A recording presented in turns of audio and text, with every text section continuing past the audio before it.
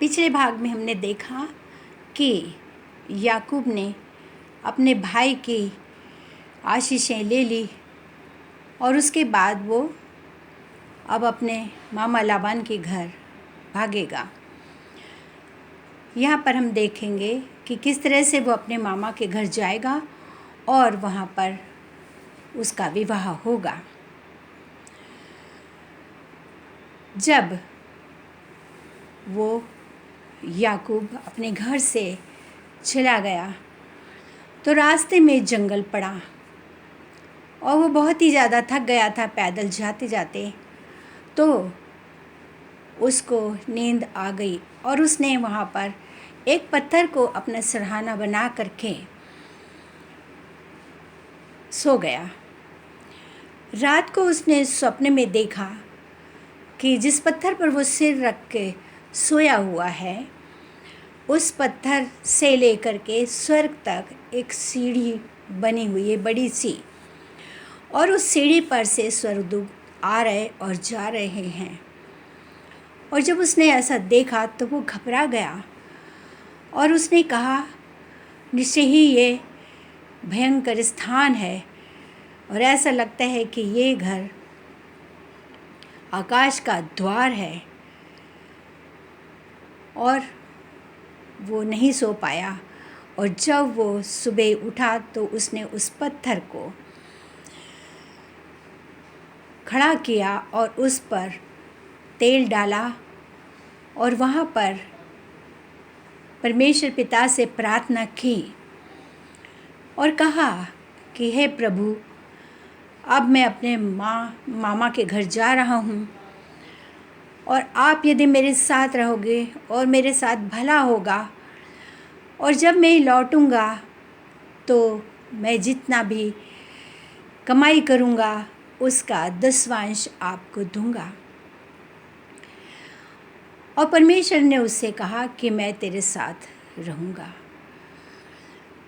और जब वो मेसोपोटामिया पहुँचा तो वहाँ पर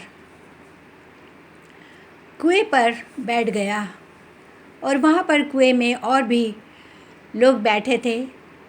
उनसे उसने पूछा कि भाई, मेरे मामा लाबान कैसे हैं? तो उन्होंने कहा, अच्छे हैं।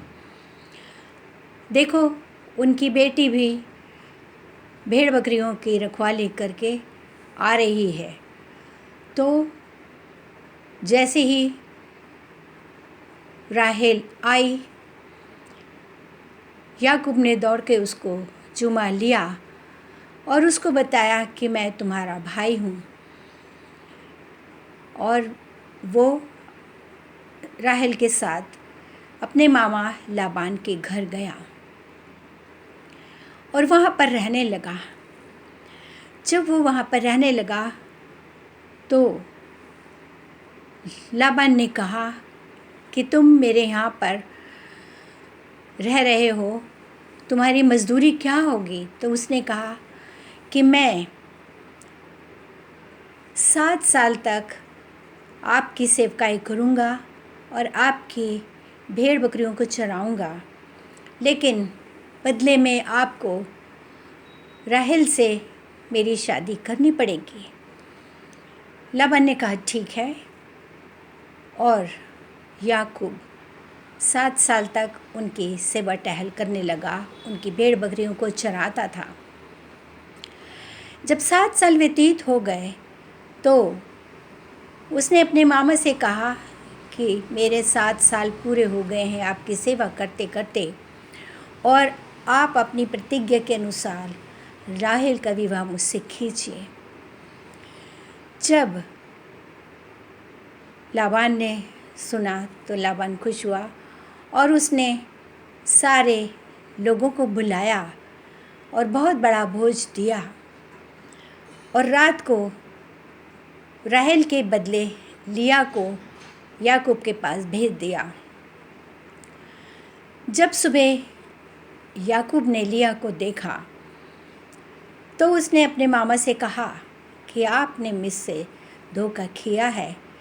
मैंने तो राहेल मांगी थी और आपने लिया को दे दिया।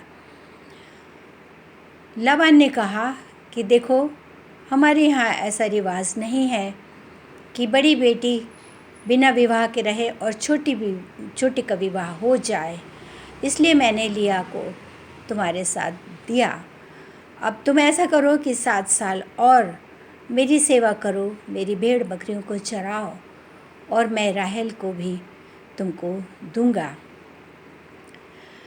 और वो फिर से अगले 7 साल तक अपने मामा लाबान के सेवा करने लगा, उनकी भेड़ बकरियों को चराने लगा। और 7 साल व्यतीत होने पर फिर उसने कहा अपने मामा से कि अब मुझे राहेल से भी विवाह करवा दीजिए। लाबान ने कहा ठीक है, और उन्होंने राहेल का विवाह भी उससे करा दिया।